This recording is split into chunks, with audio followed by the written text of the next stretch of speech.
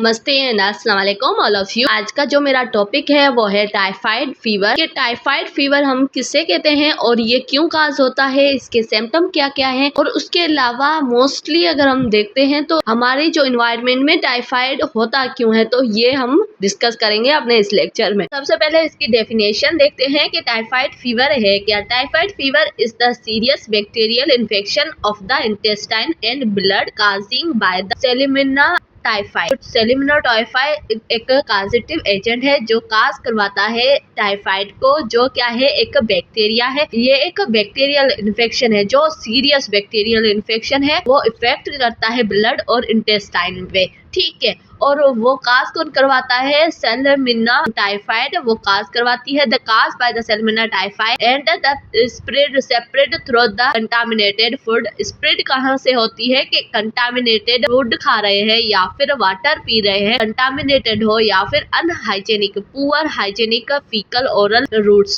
जो भी faecal oral roots होती है वो अनहाइजेनिक हो, उनकी वजह से क्या होता है कि टाइफाइड होता है। ओवरऑल हमने यहाँ पे क्या पढ़ा कि टाइफाइड फीवर एक बैक्टीरियल क्या है, इन्फेक्शियस है, ठीक है। बैक्टीरियल इन्फेक्शियस है जो इफेक्ट कहाँ पे करती है, इंटेस्टाइन और ब्लड पे इफेक्ट करती है। काज कौन करवाता है, सेलिमिना टाइफाइड वो क्या करवाता है, काज करवाता है।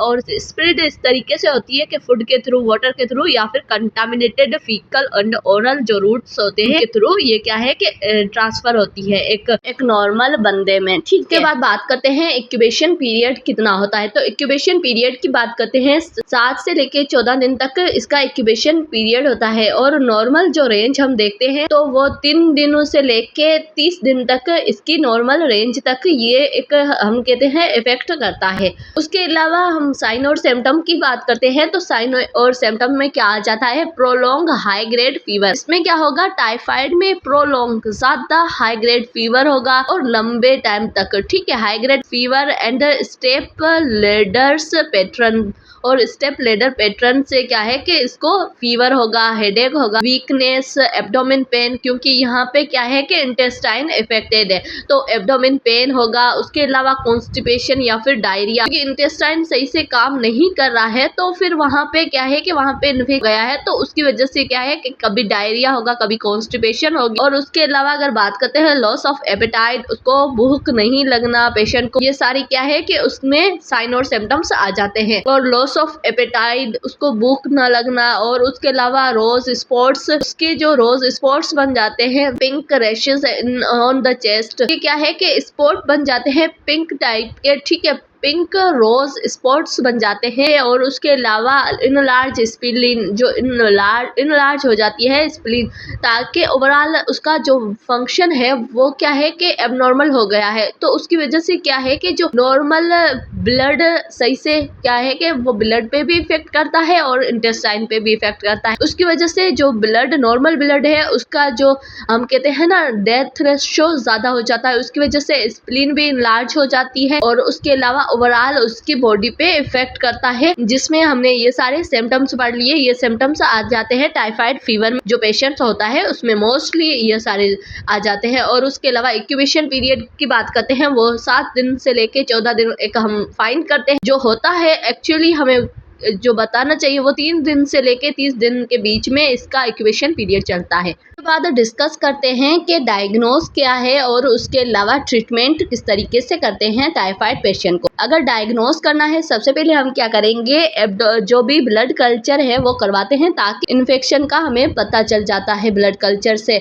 और वाइटल्स टेस्ट करवाते हैं, स्टूल एंड यूरिन कल्चर करवाते हैं, जिसमें क्या है कि एबनॉर्मलिटी का पता चल जाता है, क्योंकि इंटेस्टाइन में होती है इन्फेक्शियस का मोस्टली पता चल जाता है। और उसके अलावा सीबीसी लो डब्ल्यूबीसी में भी सीन, और क्या है कि सीबीसी हम करवाते हैं जिसमें हम क्या करते हैं, जो लो लेवल ऑफ डब्ल्यूबीसी देखते हैं, उसकी वजह से हमें क्या है कि पता चल जाता है कि ओवरऑल कौन सा इन्फेक्शन हुआ है और कहाँ पे इफेक्ट हुआ है। तो ये सारी चीजें हमें क्या है डायग्नोज से पता चल जाती है। उसके बाद अगर बात करते हैं ट्रीटमेंट की, तो ट्रीटमेंट में यहाँ पे हमें पता है कि बैक्टीरियल इन्फेक्शन है, तो बैक्टीरियल इन्फेक्शन के लिए हम क्या कहते हैं कि हम उसको एंटीबायोटिक देते हैं, ठीक है। प्रिस्क्राइब एज अ प्रिस्क्राइब जो भी प्रिस्क्राइब है वो हम एंटीबायोटिक देते हैं। उसके अलावा हम क्या करते हैं कि ORS देते हैं फॉर हाइड्रेशन के। ORS इसलिए देते हैं कि वो डिहाइड्रेशन में ना चला जाए। और उसके अलावा कंप्लीट फुल एंटीबायोटिक कोर्स देते हैं ताकि उसका जो भी एक दिन भी हम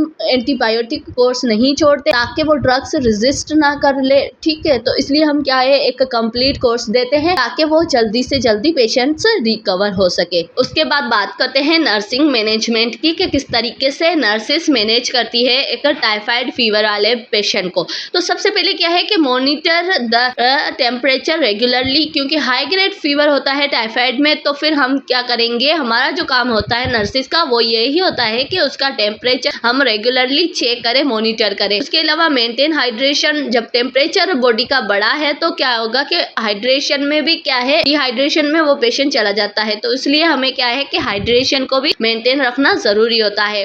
उसके अलावा provide soft high calories diet देते हैं ताकि जो भी वो एक उसकी कैलोरीज की ज्यादा नीड होती है। और उसके अलावा सॉफ्ट डाइट इसलिए देते हैं ताकि उसके इंटेस्टाइनल में जो प्रॉब्लम है वो भी एक इफेक्ट ना कर सके फूड उसको। और उसके अलावा मेंटेन करेंगे स्ट्रिक्ट हैंड हाइजीनिक। हम पेशेंट को बोलेंगे कि आप स्ट्रिक्टली उनको बोलेंगे कि आप अपनी एक हाइजीनिक कंडीशन रखें। और उसके बाद हम बात करते हैं कि आइसोलेट पेशेंट इफ नेसेसरी। और उसके अलावा पेशेंट को अलग रखेंगे, वो बहुत ही जरूरी होता है। और मॉनिटर फॉर द कॉम्प्लिकेशन। कुछ ऐसी कॉम्प्लिकेशंस होती है टाइफाइड में, वो हमें देखनी बहुत ही जरूरी होती है, मॉनिटर करना बहुत ही जरूरी होता है। उसमें क्या आ जाता है कि इंटेस्टाइनल परफोरेशंस या फिर ब्लीडिंग, ये दोनों हो सकते हैं उस पेशेंट को जब टाइफाइड ज्यादा सीवियर हो जाता है। तो फिर इन दोनों चीजों को हम क्या करेंगे, इन कॉम्प्लिकेशन को मॉनिटर करते रहेंगे। अगर कॉम्प्लिकेशन हो रही है तो उसको भी हमें रिजोल्व करना होता है। उसके अलावा प्रिवेंशन की बात करते हैं तो प्रिवेंशन में यही आ जाता है सेफ ड्रिंकिंग वाटर। जो हम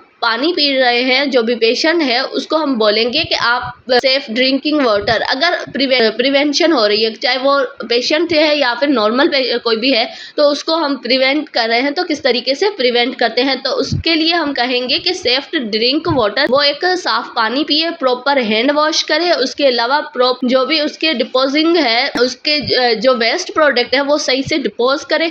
उसके अलावा कुक फूड थ्रो, वो जो खाना खाता है वो भी एक कुक्ड हो।